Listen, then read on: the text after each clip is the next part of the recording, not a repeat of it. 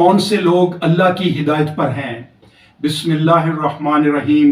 الف لام میم ذالک الکتاب لا ریب فیہ ھدی للمتقین الذین یؤمنون بالغیب ویقیمون الصلاۃ ومما رزقناہم ینفقون والذین یؤمنون بما انزل الیک وما انزل من قبلک وبالآخرۃ ھم یوقنون اولئک علی ھدی من ربہم وَأُولَئِكَ هُمُ الْمُفْلِحُونَ۔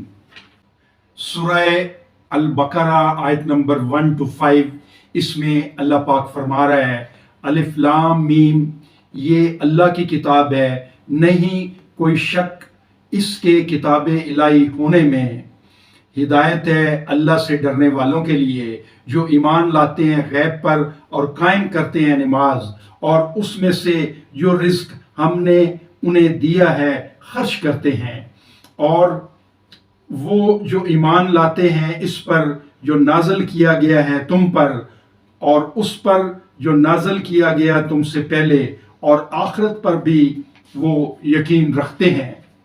یہی لوگ ہیں ہدایت پر اپنے رب کی، اور یہی ہیں فلاح پانے والے۔